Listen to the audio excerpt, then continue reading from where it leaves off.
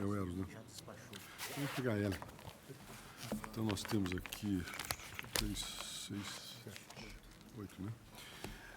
Ministra Ellen Grace, com sustentação oral, mandato de segurança 22.151, impetrante Roberto Bittencourt, impetrado presidente da República.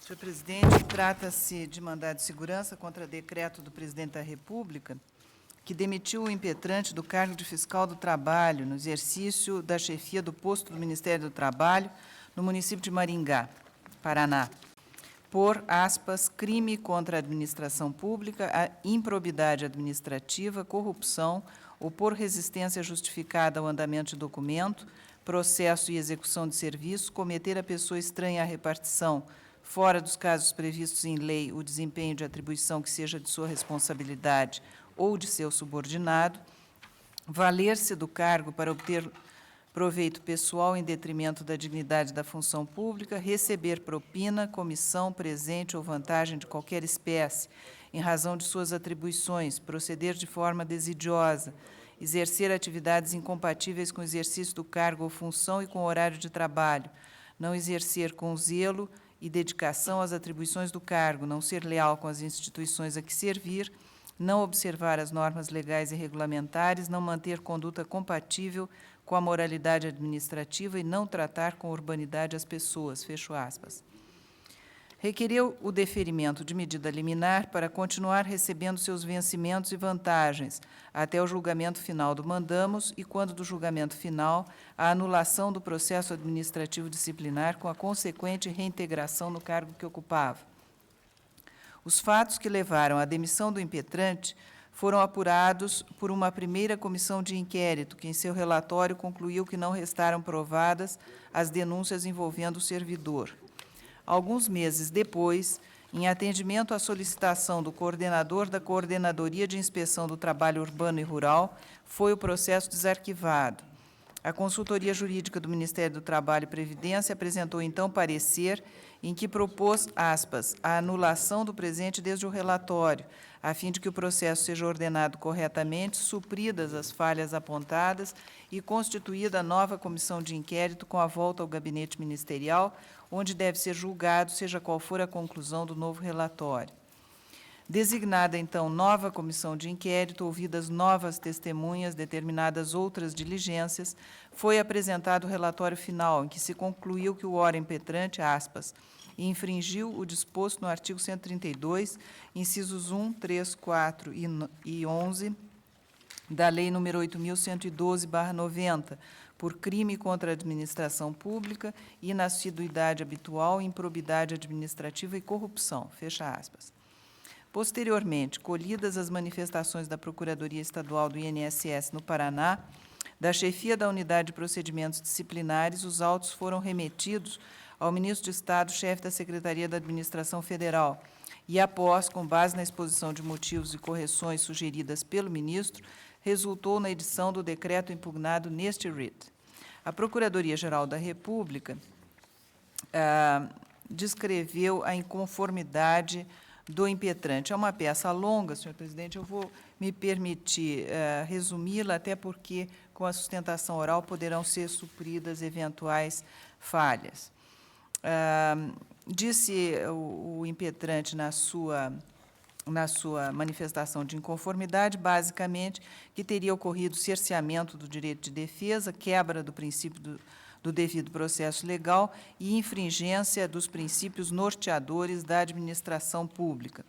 Alega que toda a ação contra si empreendida derivava de uma inimizade partindo do presidente do Sindicato do Comércio de Maringá.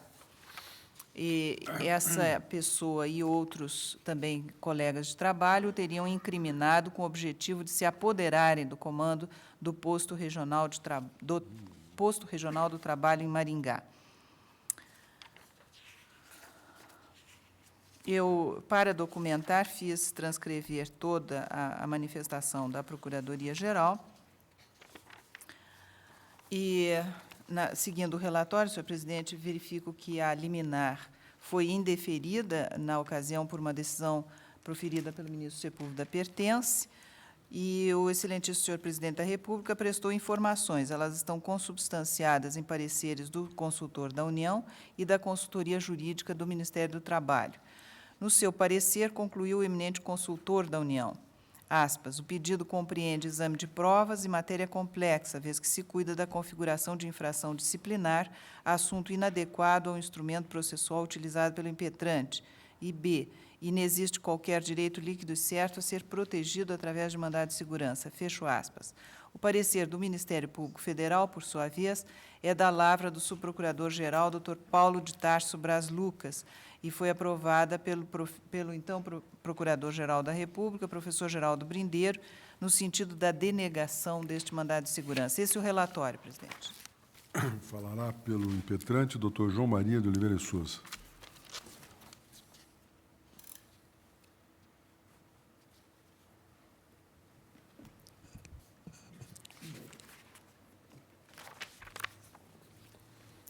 Senhor presidente do Supremo Tribunal Federal, doutor Nelson Jobim,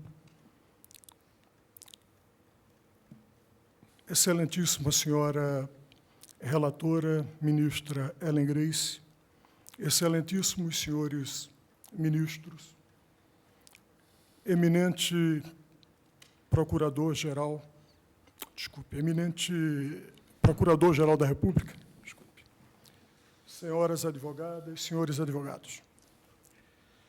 O presente mandamos, ele, na verdade, visa restabelecer a ordem jurídica, uma vez que a douta comissão processante violou os princípios constitucionais do devido processo legal, do contraditório e da ampla defesa, ao indeferir de forma abusiva a oitiva de duas testemunhas, sob o pífio argumento de que ambas seriam um engodo idêntico aos já existentes, fazendo, naturalmente, referências a todas as testemunhas de defesas que prestaram depoimento. A cristalina parcialidade da comissão processante se constituiu em vício insanável e a não decretação da nulidade dela resultante importará em flagrante violação, como já dito, aos princípios constitucionais, contaminando ainda os princípios administrativos da imparcialidade e da moralidade, abusivamente ignorados pela douta comissão processante. Como se não bastasse cessear o imprescindível direito de defesa do impetrante, passou a douta comissão a achincalhar o impetrante, promovendo um linchamento moral absolutamente inaceitável no ordenamento jurídico pátrio, promovendo desordem no princípio constitucional do devido processo legal, ao proferir em seu relatório final manifestações com despropositados impropérios verbais que, evidentemente, tiveram uma influência determinante no julgamento feito pela autoridade instauradora do processo administrativo, que levou à demissão do impetrante. Bom, passo a evidenciar os impropérios ditos pela douta comissão. Mafioso, desconjurado, pernicioso, nocivo, ladrão, índole doentia, profano, covarde, corrupto, imoral, obsceno, vândalo, pungista, Roberto Aladim Bittencourt, bípede emplumado, chocador de ovos de ouro, putrefato, discípulo das trevas, índole satânica, irmão metralha, inseto macho. Isso, dentre muitas outras mais que não me caberia trazer aqui.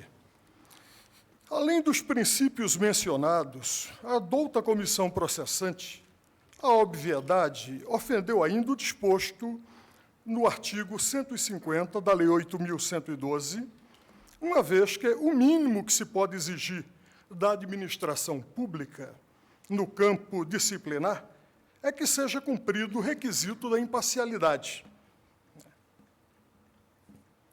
que no presente caso não foi respeitado. Como se não bastasse, a douta comissão, nas conclusões do relatório final, demonstra de forma inconteste a antecipação da condenação do impetrante de forma presunçosa e parcial ao aduzir: é possível enganar-se alguns por algum tempo, muitos por muito tempo, mas nem todos por todo tempo, né? E, entre aspas, colocou como sendo um adágio popular. A obviedade, a douta comissão processante, tendo expressado tamanho ódio, desequilíbrio emocional e falta de serenidade, não poderia se comportar naturalmente com imparcialidade. Com relação a essas manifestações e expressões utilizadas pela douta comissão processante, eu trago um caso análogo, onde o excelentíssimo senhor ministro desta Corte, ministro Sepúlveda Pertence, em um HC, tendo 82260 RJ, primeira turma, publicado agora recentemente, no dia 4 de março de 2005,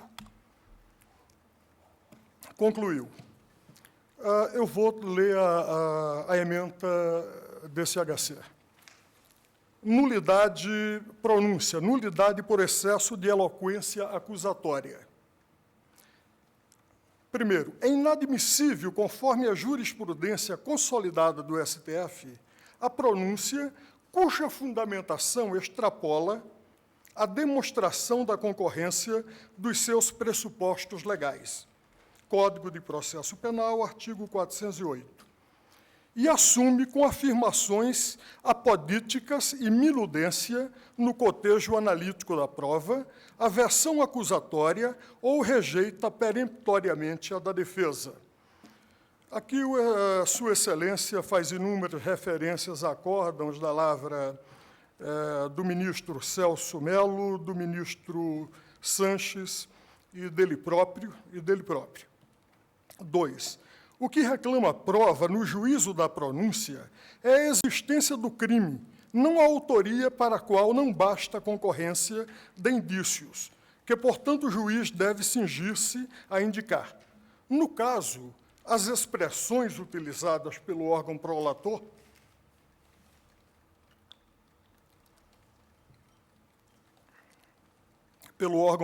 do acórdão, confirmatório da sentença de pronúncia, no que concerne à autoria dos delitos, não se revelam compatíveis com a dupla exigência de sobriedade e de comedimentos que os magistrados e tribunais, sob pena de ilegítima influência sobre o ânimo dos jurados, devem submeter-se quando praticam o ato culminante dos judicius accusationis. Eu peço vênia aos senhores ministros para trazer, dando parte do voto de Sua Excelência, o ministro Sepúlveda Pertence,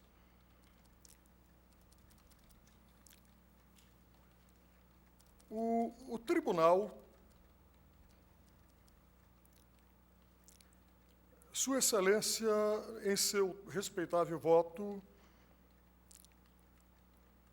fala: embora bastasse atestar a exigência de indícios de autoria, foi além o acórdão confirmatório da pronúncia e endossou textualmente o pronunciamento do promotor, do ilustre promotor de justiça, no sentido de que o paciente, como um dos chefes do tráfico de entorpecente do complexo do Morro do Alemão, em Inhaúma, determinou as mortes das vítimas e também nelas atirou. Registrou ainda, de forma categórica, que, além de ser o paciente um perigoso homicida, ocupa status relevante na hierarquia do tráfico de entorpecente. Daí, porque o reconhecimento entusiasmado da autoria dos delitos imputados ao paciente transformou a pronúncia, que é mero juízo fundador de suspeita, em um inadmissível juízo de certeza. Como se disso, o processo administrativo disciplinar é um ato vinculado, devendo ser praticado nos estritos limites da lei, assegurando o contraditório e a ampla defesa, sob pena de decretação de invalidade pelo Poder Judiciário, quando causa lesão ou ameaça ao direito do administrado. Artigo 5º, inciso 35 e 55 da Constituição Federal. Por derradeiro, ratifica-se que nesse mandamos, Excelência, não se pretende adentrar no mérito administrativo, perquirindo-se se a decisão foi justa ou injusta. Mas o que se deseja é demonstrar de plano atos manifestamente ilegais que feriram o devido processo legal, o contraditório e a ampla defesa. Posto isso, é o bastante para requerer que seja concedida a segurança para anular o ato administrativo que resultou na demissão do impetrante do cargo de fiscal do trabalho, em decorrência das nulidades insanáveis apontadas e demonstradas, reintegrando-o na forma prevista do artigo 28, caput da Lei 8.112, com todos os efeitos administrativos e financeiros retroativos à data da demissão. Muito obrigado, senhor. Com a palavra, Procurador-Geral. Senhor presidente, senhora relatora, senhores ministros, ilustre advogado, 2 pontos a defesa pede a nossa reflexão da tribuna. O primeiro, dentro do plano de cerceamento de defesa, pelo qual não se teria ouvido testemunhas arroladas pelo impetrante, os senhores Hélio Zírios dos Santos e Mauro Rezende de Oliveira. Há uma passagem no parecer do cuidadoso colega Paulo de Tarso Braz Lucas, não respondida pelo eminente defensor, e leio a passagem, está no item 19 do seu parecer.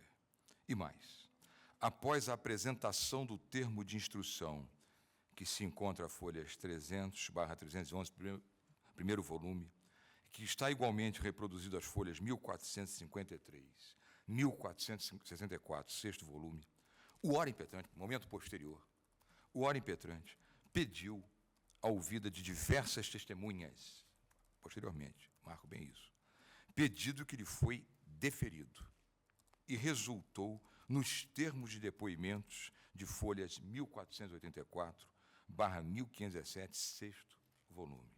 Prossegue, doutor Paulo de Tarso. E nos róis de testemunhas por ele apresentados, e nomina, pontua as páginas, folhas 1470, 1471, 2 e 3, simplesmente não consta o nome, seja de Hélio Zírios dos Santos, seja de Mauro Rezende de Oliveira. E indaga bem o colega. Ora, se o próprio impetrante não requereu a inquirição dos referidos servidores, como ele pode vir agora alegar cerceamento de defesa por eles não terem sido ouvidos pela comissão? No momento anterior de que ele se valeu, ele não arrolou essas pessoas, arrolou outras. E todas essas outras foram ouvidas. Aqui incide aquele conhecida máxima jurídica de que ninguém pode se prevalecer da própria torpeza. Ou, por outra perspectiva, não se pode alegar nulidade que tenha dado causa. Porque, realmente, está muito claro aqui para nós que o ilustre advogado não conseguiu elidir esse trecho do parecer que, por sorte, dele conheceu. Cuidemos agora do julgado da lavra do nosso eminente ministro Sepúlveda pertence. Está corretíssimo o julgado de Sua Excelência, mas não tem adequação ao caso presente. Por quê? O julgado do eminente ministro Sepúlveda pertence, de cautela exemplar, censura o quê? Censura um acórdão de um tribunal de justiça, um órgão de 2º grau, que, ao improver um recurso, deve ser recurso em sentido estrito, provavelmente, não está esclarecido, mas só pode ser recurso em sentido estrito, de decisão de pronúncia.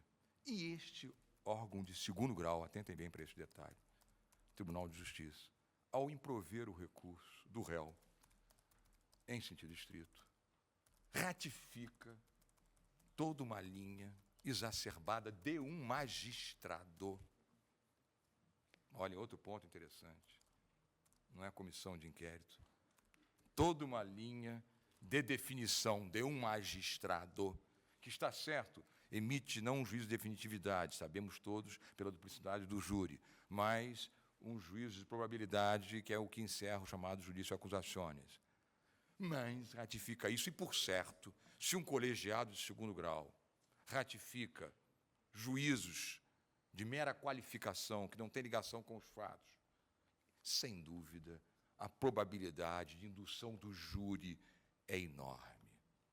Agora, pensemos todos aqui nesta casa e agora. Isto tem adequação à questão aqui debatida? Não, está certo. O doutor Paulo de Tarso, equilibrado, no item 20, censura todo esse palavreado. Todos nós devemos censurar aqui. Isto não pode existir um palavreado deste. Agora, daí se extrair a nulidade de tudo que se fez e pretender adequar isto ao magistério correto do ministro pertence, vai uma enorme distância. A comissão adjetivou, sim, mas eu destaco também um outro fundamento não abordado pelo eminente defensor e que está destacado no parecer do Dr. Paulo de Tarso. Aliás, o fato de os excessos, no finalzinho do item 20, aliás, o fato dos excessos da comissão terem sido censurados, atentem, senhores ministros, para isto, terem sido censurados em diversas instâncias administrativas, revela que eles não influenciaram na tomada de decisão a respeito da demissão do servidor. Olha, realidades completamente díspares. Num colegiado, ratifica decisão de magistrado que, por óbvio, influenciará nos jurados. Outra é uma comissão subalterna, óbvio, não comporta por magistrados, e, a contrário senso, recebe a censura de quem acima dela está. O doutor defensor não desmentiu. Eu retorno às palavras de Paulo de Tarso. O fato dos excessos da comissão terem sido censurados. Numa instância administrativa, não. Em todas as instâncias administrativas. Então, por essa fundamentação, senhora relatora, senhor ministro-presidente, senhores ministros, ilustre advogado, eu não posso partilhar do arrazoado, muito bem posto, do eminente advogado, mas o Ministério Público Federal se manifesta pela denegação do RIT, confirmando em toto a excelente fundamentação do doutor Paulo de Tarso.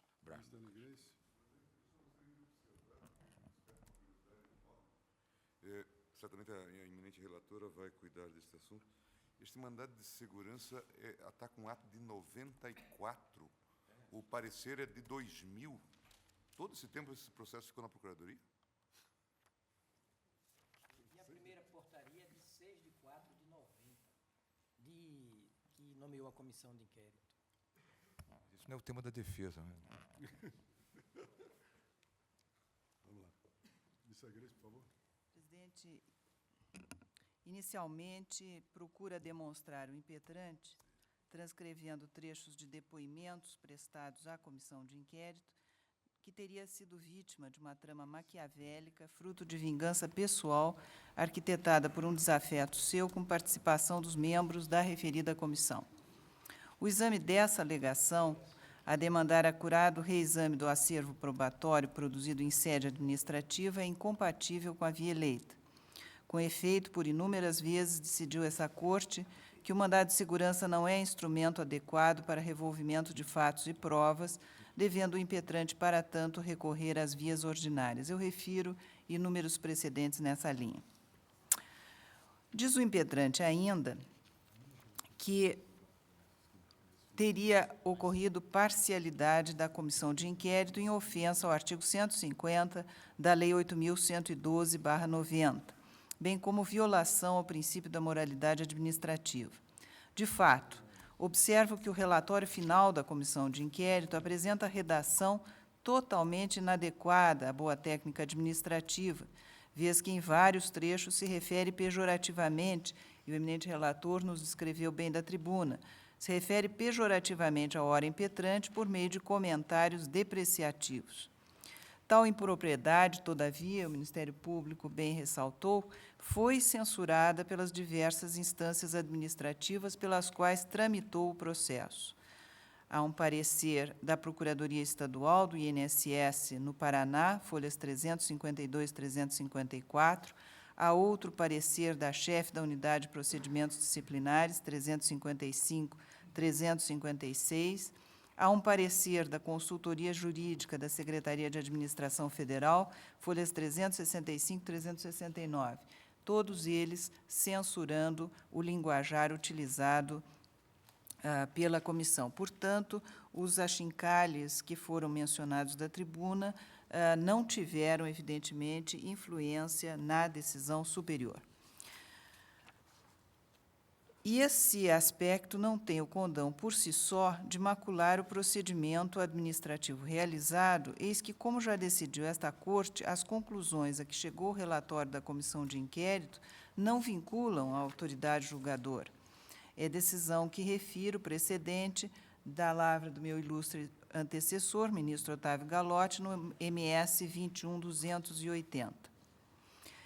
Ali, naquele julgado, assim registrou o relator no seu voto, aspas, no tocante à divergência de conclusões entre a comissão processante e a autoridade julgadora, é certo que as primeiras não vinculam as últimas, e sendo também estas baseadas como são em fatos recolhidos do inquérito, só o reexame de fatos e provas, incomportável no âmbito do mandado de segurança, poderia servir ao propósito do impetrante. Fecho aspas. No caso, a censura realizada pelas diversas instâncias administrativas aos gracejos e impropriedades formais cometidas no relatório da comissão de inquérito demonstram que a autoridade julgadora não foi influenciada pelos excessos verbais contidos no aludido relatório. Ademais da farta documentação contida nos autos, observa-se que a comissão soube manter o equilíbrio na fase instrutória, produzindo com isso as provas em que se baseou a autoridade julgadora para impor a sanção administrativa ao ora impetrante. A respeito do alegado cerceamento de defesa, acolho a manifestação exarada no parecer da Procuradoria-Geral da República, que o eminente Procurador-Geral do qual já nos deu notícia.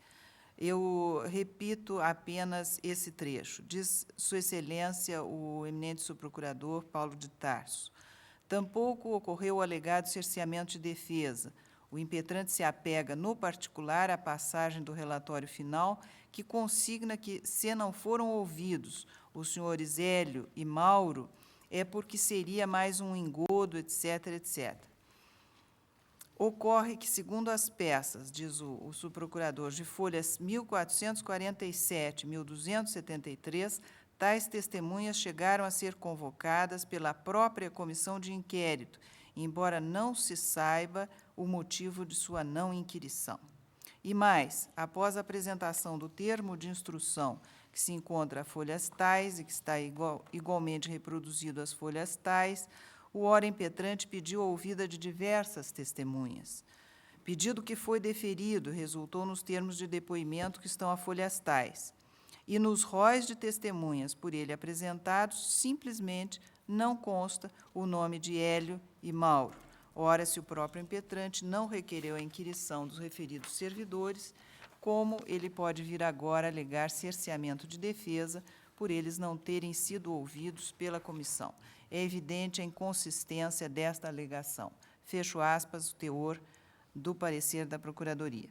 Portanto, as duas questões principais colocadas pela defesa, ou seja, a influência que teria este excesso verbal da comissão investigadora, evidentemente, ao que parece, por todas as censuras recebidas, não teve qualquer influência na decisão final. Em segundo lugar, as testemunhas sequer teriam sido arroladas. Por essas razões, senhor presidente, é que eu indefiro a segurança. Ministro Hélio Grau. Joaquim Barbosa. Alguma divergência? Ministro. Senhor presidente, não, divergência. Ministro. Senhor presidente, o primeiro motivo, eu também acompanho integralmente, a eminente relatora, o primeiro motivo, a inquirição de testemunha. Mas, a despeito do tempo passado e de eventuais consequências que realmente, pela a inexplicável delonga deste processo acabou acarretando, senhor presidente, eu me sentiria extremamente constrangido de acompanhar o voto da eminente relatora sem ponderar que, a mim me parece que o comportamento da comissão encarregada de fazer a apuração, e trata-se da segunda comissão.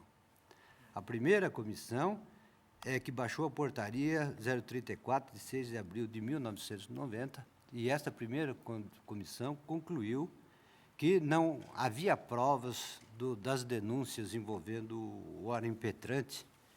Isso. A segunda comissão é que é objeto da censura do mandado de segurança. O que me impressiona aqui, sobretudo, é a ofensa ao princípio do princípio do devido processo legal,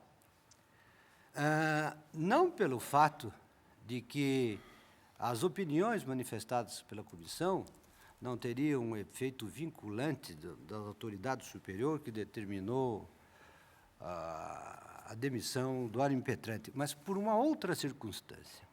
É que para usar de um eufemismo, esta falta de sobriedade da comissão, a mim me gera a presunção de que a atuação da segunda comissão foi comprometida no sentido da imparcialidade. Eu não consigo admitir, aceitar como razoável que não se trata desses excessos comuns que, vez por outra, até magistrados, não sem crítica, acabamos por proferir no curso dos nossos julgamentos, mas num linguajar que traduz para mim uma falta, uma perturbação de espírito que significa um comprometimento do princípio da imparcialidade com que deveria ter conduzido a instrução dos fatos. Ou seja, provavelmente, isso para mim é a presunção, a menos que tivesse uma demonstração em contrário, e eu não posso fazer essa análise dentro do mandado de segurança, a mim me parece que esse comportamento objetivo da comissão ao final do seu trabalho demonstra que ela estava imbuída de um espírito absolutamente incompatível com a serenidade que deve orientar a apuração dos fatos. Posso fazer uma pergunta? Pois não. A conclusão de Vossa Excelência seria no sentido da anulação pura e simples ou simplesmente Vossa Excelência anularia os trabalhos da comissão e determinaria a instalação de uma outra? Sim, que fosse... Se for nesse sentido, eu acompanharia. Sejam reapurados esses fatos por uma comissão isenta, por uma comissão que demonstre que obedece, que observa o princípio da imparcialidade. Nesse sentido, eu acompanho. Eu reformulo para acompanhar. Sim, mas eu estou me pus diante desse problema do tempo transcorrido aí, mas eu me sinto extremamente constrangido em denegar esse mandado de segurança. Eu não consigo me tranquilizar, dar uma decisão dessa, um voto nesse sentido e hoje dormir tranquilo. Eu não consigo. Eu vejo nisso uma hostilidade a todos os princípios que envolve a cláusula do devido processo legal, que não tem que ser apenas legal, ele tem que ser devido perante a ética. E uma das coisas que se exige, pelo menos de uma comissão administrativa, é que tenha tranquilidade para apurar os fatos. Muitas vezes essa tranquilidade, concretamente, não se verifica, mas, neste caso, essas manifestações da comissão demonstram uma perturbação que a mim me parece pouco condizente com a função que deveria exercer, razão porque eu vou pedir mil vênias, mas a eminente relatora, mas eu vou anular o processo, eu vou conceder a ordem para anular o segundo processo, a fim de que outro seja instaurado com os rigores do devido processo legal. É como o voto. Ministro Brito. Eu tinha uma pergunta a fazer à eminente relatora. Esse tratamento desrespeitoso da comissão para com o, vamos chamar de indiciado, ele se deu já no relatório ou durante o próprio inquérito? Conclusão Ah, é do na relatório. conclusão. Sim, depois sim. Na conclusão, no E julgamento. eu verifiquei que há pelo menos 3 pareceres posteriores que todos eles reprimendam este comportamento conclusivo aí da comissão. E cheguei também a verificar nos autos, ministro Brito, que essa animosidade manifestada nesse momento, ela não se traduz digamos, no decurso. Isso. Foram ouvidas as testemunhas isso que eu quero saber adequadamente. exatamente. o processo Separar os transcorreu- momentos em que O processo em que transcorreu essa normalmente. linguagem desrespeitosa se deu. Ela somente se deu quando da confecção do relatório. E o Os que viram, Entendi. Eu peço vênia ao eminente ministro Peluso e vou acompanhar a relatura. Ministro Gilmar? Senhor presidente, fala-se numa condenação criminal, né, também, que já teria havido. eu não mencionei isso, mas a notícia de que também, no foro criminal, o impetrante respondeu tendo sido condenado com condenação confirmada na segunda instância. E não teve repercussão. E não teve repercussão. Não teve repercussão sobre.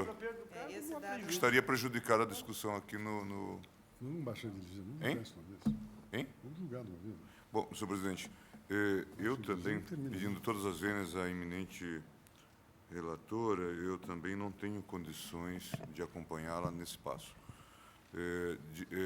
Aqui nós temos a comissão que, de fato, realiza, ainda que se diz impropriamente, um julgamento. Quer dizer, não posso acreditar que um relatório vazado nesses termos seja o equivalente de uma sentença administrativa, ainda que a autoridade responsável pela decisão tenha feito as ressalvas quanto a esses fundamentos expendidos. O caso é extremamente doloroso e singular, porque o processo foi distribuído em 1994, voltou da Procuradoria, foi para a Procuradoria em 1995, no dia 20...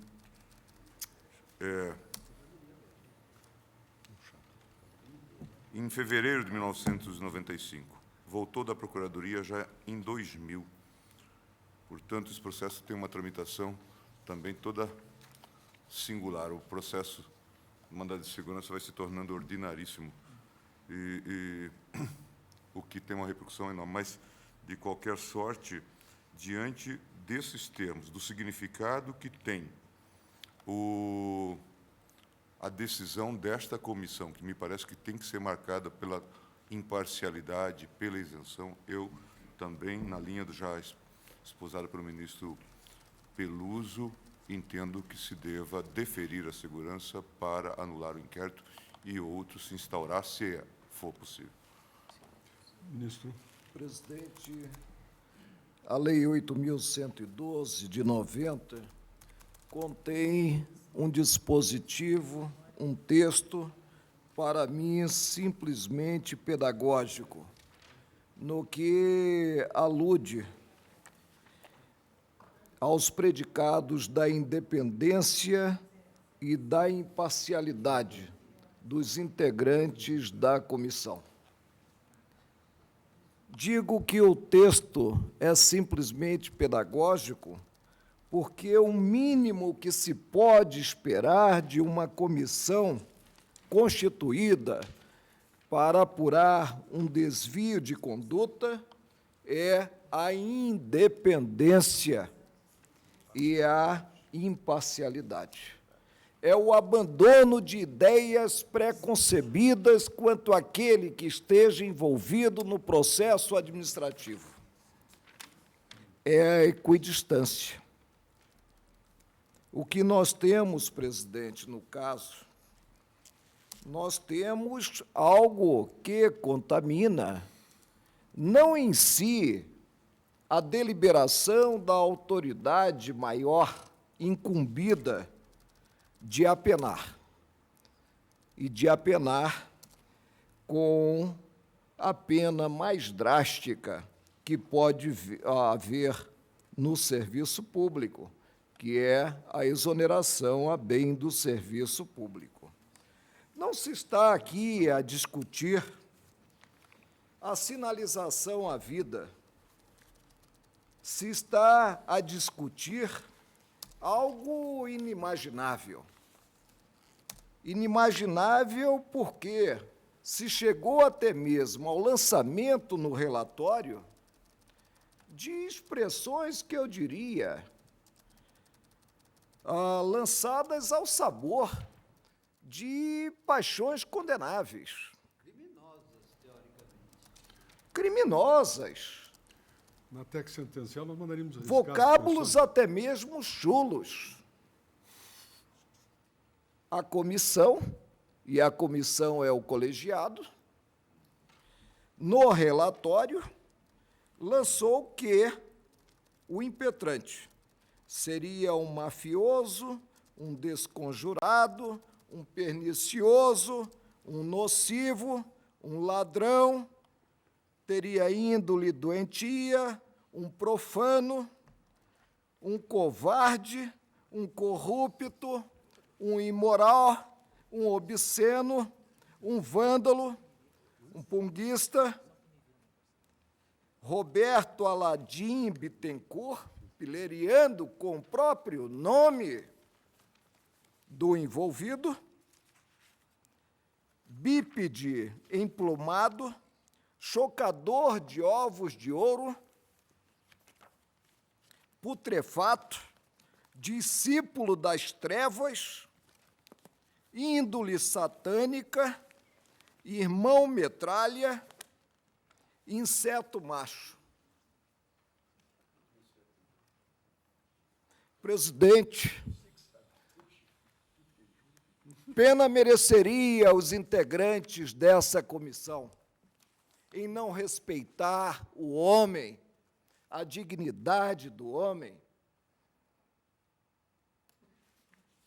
Posso imaginar, diante do que é sacado contra o impetrante, a equidistância, a independência, a imparcialidade preconizadas no artigo 150 da Lei 8.112 de 90? Eu posso dizer que essa comissão atuou como deveria ter atuado, ouvindo depoimentos? A resposta é desencanadamente negativa, presidente.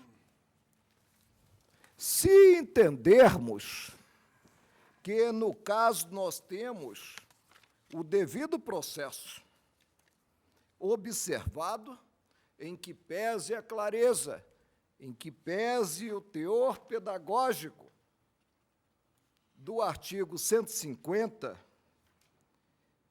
da Lei 8.112/90, nós estaremos a desconhecer as balizas que norteiam a atuação da comissão.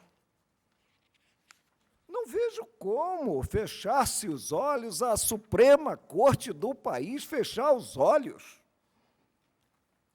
ao quadro revelado neste processo. Pouco importando, não estou aqui a julgar o impetrante,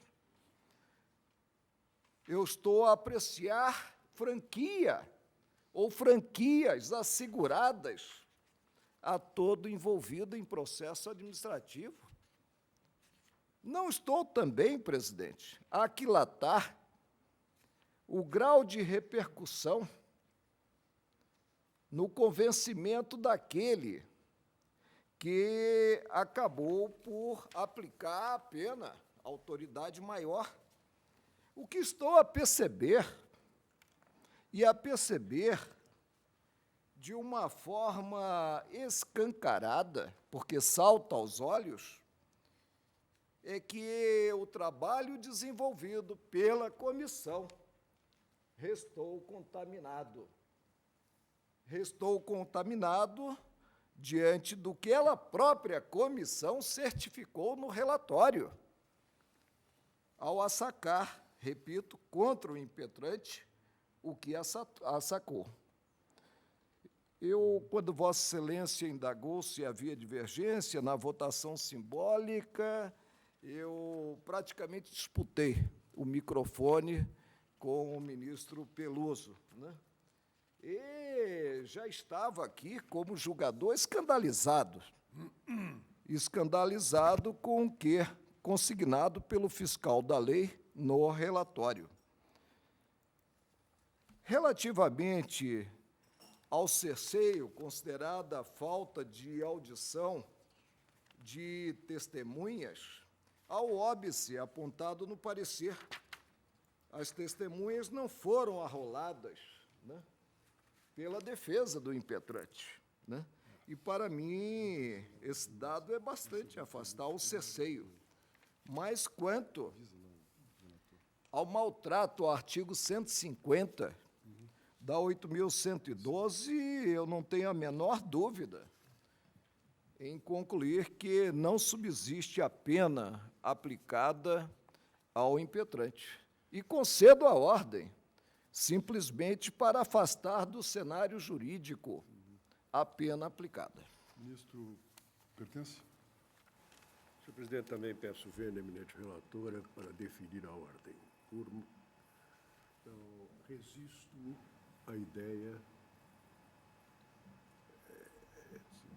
de que a invocação do devido processo legal possa, em qualquer hipótese, levar-nos a espiolhar a legislação ordinária à procura dessa ou daquela irregularidade. Mas, independente da regra explícita e óbvia do artigo 150 da Lei 8.112, a exigir independência e imparcialidade da comissão, a imparcialidade é indissociável do núcleo mais restrito que se possa atribuir à exigência do devido processo legal e da ampla defesa. E eu não posso conciliar a ideia de imparcialidade com esta catadupa de injúrias com que a comissão enfeitou o seu relatório. Concedor. Vou acompanhar a relatora e leio na denúncia que respondeu Roberto Bittencourt. Em dia e hora indeterminada, no mês de julho de 85, Cascavel, sendo denunciado fiscal da Delegacia Regional do Trabalho, exigiu do senhor Oswaldo Gonçalves dos Santos, sócio-gerente da empresa Centauro, para si, da mesma maneira, a quantia de 5 milhões de cruzeiros, a fim de não embargar as obras de eletrificação rural que executava a referida empresa na região do Marechal Cândido Rondon, haja visto ter o denunciado em fiscalização local ter apontado a irregularidade. Destaca-se que, intimado pelas exigências, o senhor Oswaldo entregou-lhe um cheque número tal, de sua conta corrente número tal, junto à agência tal do Banco Estado do Paraná, em Curitiba, no montante especificado pelo fiscal trabalhista, folha 160, título que foi depositado na conta corrente do denunciado, conforme informação de folhas do mesmo banco. No dia 25 de novembro, em Mandaguaçu, por volta de 14 horas, exercendo o denunciado a chefia do posto do Ministério do Trabalho, procedeu à fiscalização e aí exigiu um e outro personagem R$150 mil e a prova material de que estes cheques foram depositados na conta. Eu vejo a manifestação do relator, no relatório, não de uma parcialidade, mas sim da manifestação de indignação por parte dos seus colegas em relação à conduta que foi desenvolvida. Quantas vezes nós aqui, em alguns casos, manifestamos indignação sobre as condutas que ocorrem? Será que seria exigível de que servidores não manifestassem as condutas? Ou se, para nós, na pressuposição de que manifesta indignação pela conduta realizada, o fato desapareceu? Não.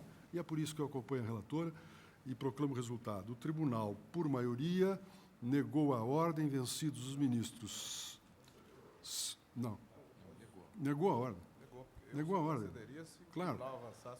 Negou a ordem, vencidos os ministros César Peluso, Gilmar Mendes, ministro Marco Aurélio e ministro Veloso. Vossa Excelência concede essa parte. Está concedido, pelo menos nessa parte. Que nessa parte estamos todos de acordo. Qual Nós é? estamos anulando totalmente, ele anula em parte. Está concedido na ordem, senhor presidente. Não, Concedido mas nessa eu parte, Vossa Excelência, Em menor qual é a extensão. fina conclusão do voto de Vossa Excelência? Eu concedo em menor extensão, única e exclusivamente para anular os trabalhos da comissão para que se constitua uma outra comissão. Não, então o não voto de não Vossa Excelência concedeu foi empate, pela concedeu anulação. Caso eu fico vencido, talvez seja eu o culpado, né? Pelo desencontro aí na proclamação, porque vou além para simplesmente tornar insubsistente a pena aplicada, né? Eu concedo em maior extensão. O meu voto se soma, evidentemente, Nós ao estamos dos caçando também. Nós estamos todos caçando. Objeto imediato. É imediato. Estamos todos Acho que caçando. sim. O ministro Joaquim quis fazer, mas eu acho que essa ressalva está implícita no sistema. Ministro Parquim, qual é Para a que outro conclusão do seu voto? Concedo em menor extensão, inverso, como eu acabo de A opositura já. esclarecer. A instauração, se possível. Se for possível. De fato, em 1985, há manifestações de indignação também em relação a isso. Ou seja, é impossível hoje se qualquer tipo de ação repressiva dentro do serviço público, considerando em cima de um fato dessa natureza, que deu, inclusive, condenação criminal, e nós ficamos, então, a sustentar e conceder ordem em cima de manifestações de indignação de uma comissão. Um fato que deu condenação criminal, inclusive. E essa indignação é manifestada quando apenas da É elaboração claro, do já, relatório, que não evidentemente. tem conteúdo E exigir judicante. daqueles colegas, dos colegas do próprio, O relatório não tem cidadão conteúdo servidor judicante. público que não manifesta indignação. Não, é preparatório do julgamento. É preparatório do julgamento. Exatamente. o clima que presidiu esse... Então, o crime presidiu é uma indignação ao fim de um elenco enorme de provas materiais de concussão. Senhor presidente, Fez a extorsão, depositou o dinheiro na sua conta do próprio sujeito. senhor presidente, eu vou pedir vista desse caso. Vossa Excelência pede vista, então? Peço vista. Tá bom. Após o voto do relator, da relatora que concedia a ordem, e dos votos do ministro César Pelúcio, Gilmar Mendes, Marco Aurélio e Sepúlveda Pertence, que negavam a ordem, Excelência fica concediam a indignado com o ordem. nosso voto, mas não nos chama de inseto macho. Não, mas deixo previsto essa situação. Pediu vista o ministro Joaquim Barbosa. Eu quero saber o que é inseto macho. Sabe o que é inseto macho? Ministro Joaquim Barbosa, mandado de segurança 24089. Edson da Silva Neri, impetrado Tribunal de Contas da União. Vou tentar sintetizar, senhor presidente. Não tente, faça. Farei. É o 24089. Mandado de segurança impetrado por Edson da Silva Neri contra ato do Tribunal de Contas da União. Impetrante é servidor efetivo do Tribunal de Contas, com lotação no estado da Paraíba. Em 1996, foi nomeado para exercer função comissionada de diretor de divisão da Secretaria de Controle Interno do estado do Acre. Dessa função comissionada, foi exonerado em 1999, retornando, portanto, à lotação de origem. O que ele pleiteia é o pagamento da ajuda de custo com base na legislação de servidores. Esta ajuda de custo foi negada pelo Tribunal de Contas com a invocação de legislação de uma norma interna do próprio Tribunal de Contas que se contrapõe a decretos do Executivo que garantem o pagamento da ajuda de custo quando o servidor retorna à origem após exercer cargo em comissão por um determinado período de tempo.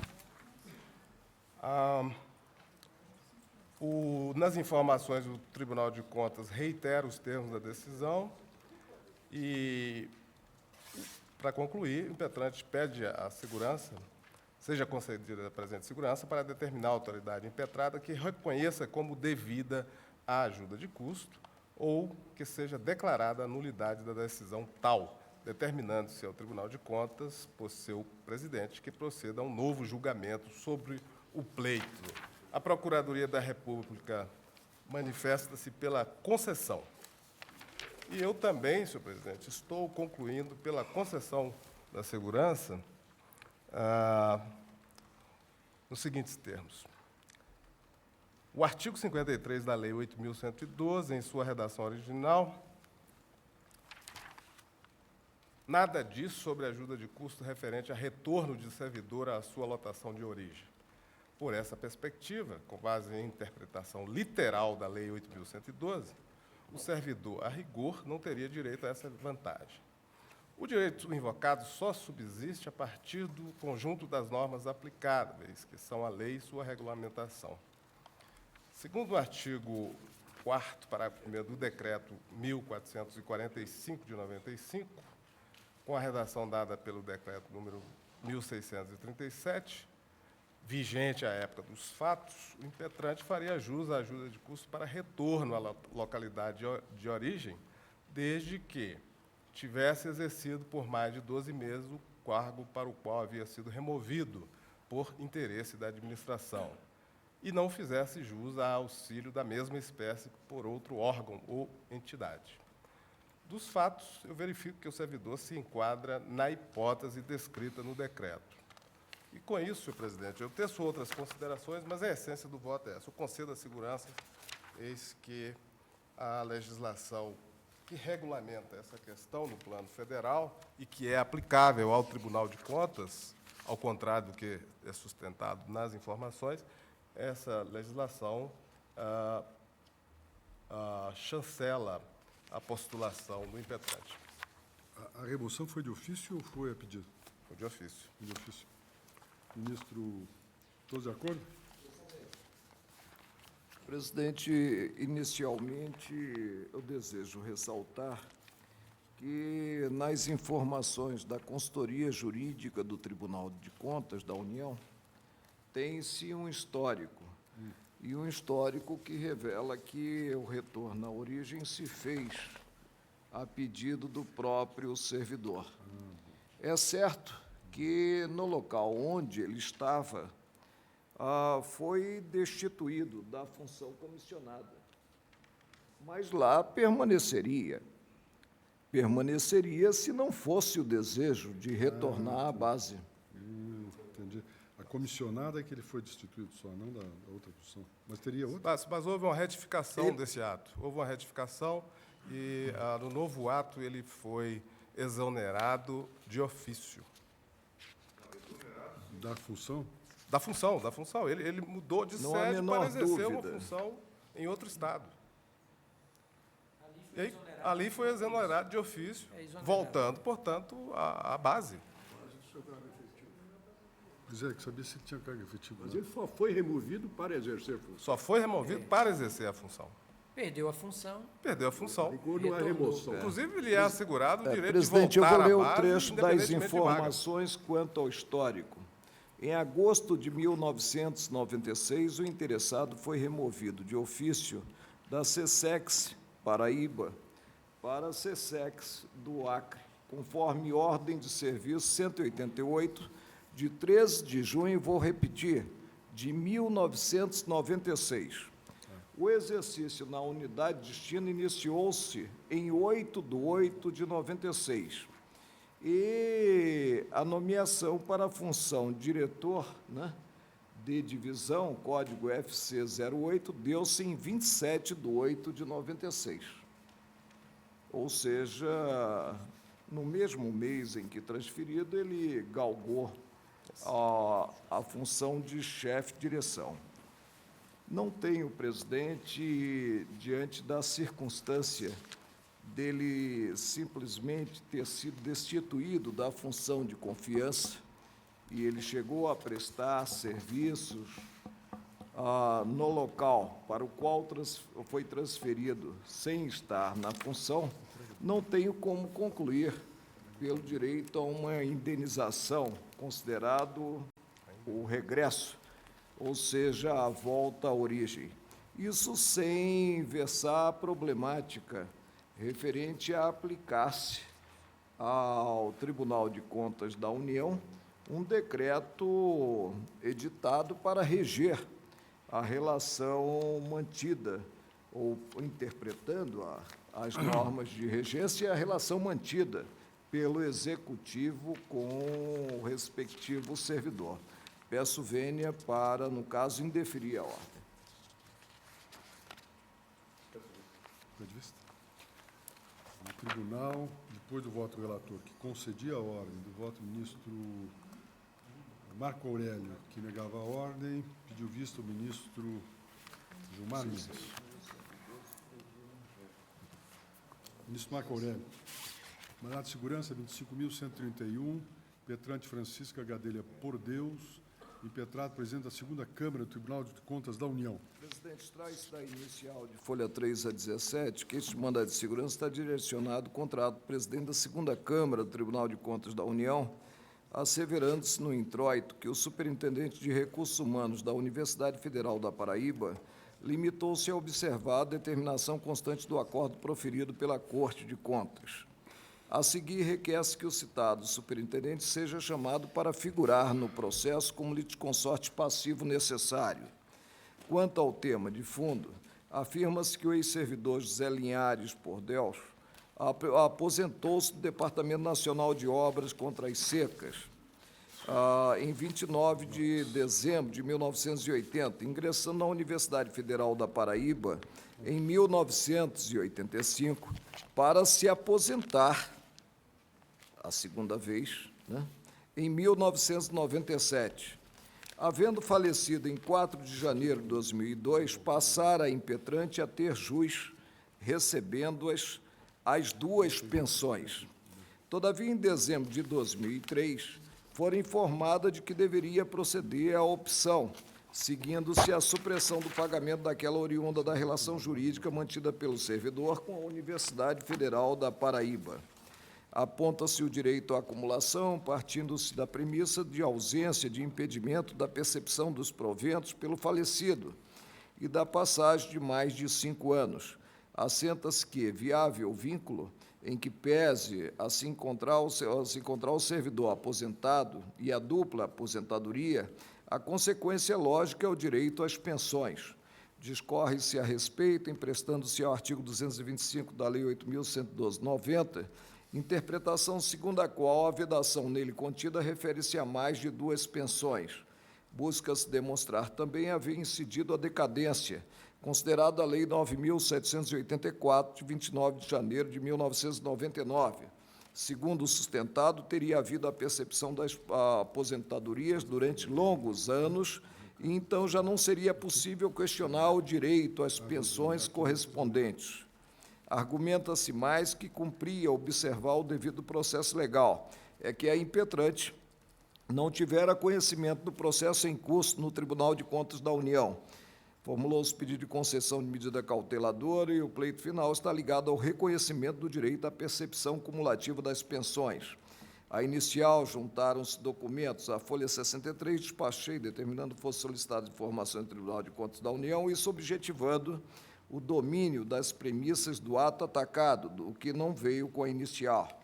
Nas informações, ressalta-se a incidência do prazo de decadência para a impetração. Na impetração se articula a passagem do tempo para ter seu afastamento da cumulatividade, propugnando-se pela extinção do processo com julgamento de mérito. A seguir, remete-se a precedente da Corte, recurso extraordinário 63204, e também ao que decidido na ação direta 1541, quando teria sido proclamada a proibição de acumulação de aposentadorias decorrentes de cargos não acumuláveis na atividade. A jubilação do servidor, considerada atuação na universidade, ocorrer em 1997, atraindo a regência da Carta de 88. Impossível seria acumular o cargo de agente administrativo do Departamento Nacional de Obras contra as Secas com o cargo de mecânico da universidade.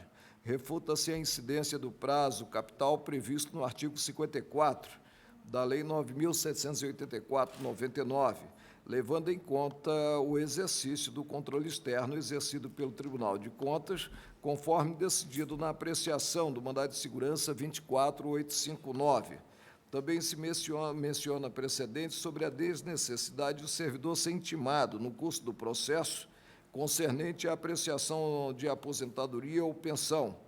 A folha 89 a 111 anexou-se o ato impugnado. O processo seguiu à Procuradoria-Geral da República, que emitiu parecer de folha 114 a 119, no sentido de afastar-se a decadência e indeferir-se à segurança. No curso das férias de janeiro, a vice-presidente da Corte, ministra Ellen Grace, no exercício da presidência, despachou determinando-se aguardasse o término das férias forenses para o exame do caso pelo relator. É o relatório. Voto. Da decadência. Em novembro de 2003, isso quanto à impetração, o Tribunal de Contas da União glosou a pensão da impetrante, conforme o acórdão de folha 89 a 92. Surgiu, então, no mundo jurídico, ato comissivo. O órgão que vinha satisfazendo a pensão cientificou a impetrante em 11 de dezembro de 2003 e, a seguir, deixou de pagar o benefício inicial de folha 4. Ineludivelmente, houve o conhecimento do ato com que é afastado o direito à pensão ainda em 2003, em dezembro, e este mandado de segurança somente veio a ser impetrado em 27 de setembro de 2004, já então decorrido o prazo peremptório de 120 dias. Está-se diante não de simples sucessividade de atos omissivos, quando adequado ao afastamento da decadência, em visão flexível. Não basta, para se alijar a decadência, o envolvimento de prestações sucessivas. Indispensável é que não haja, no cenário, ato positivo que possa ser tido como violador de direito. O Instituto visa a segurança jurídica considerada a impetração. Assim, uma vez cientificada da decisão do Tribunal de Contas da União e suspensão dos pagamentos, conforme ofício de folha 21, datado de 11 de dezembro de 2003, incumbia a impetrante atentar para o prazo decadencial. Ante o quadro, declara extinto o processo em virtude da decadência com julgamento de mérito. Tenho voto, presidente, quanto às demais questões, já que, estando em colegiado, devo considerar o princípio da eventualidade, né, A eventualidade será mantida ou não? Alguma divergência? Vai levar para as obras completas. Se bota nas obras completas. Voto não lido. Tribunal, por unanimidade, julgou extinto o processo e decretou a decadência, por motivo de decadência, nos termos do voto do relatório. E, no mérito, indeferir a segurança. Dá na mesma. Ministro, tem alguma coisa? Não tem nada. Ótimo. Está encerrada a sessão. Uma coisa é ato omissivo, não é em prestações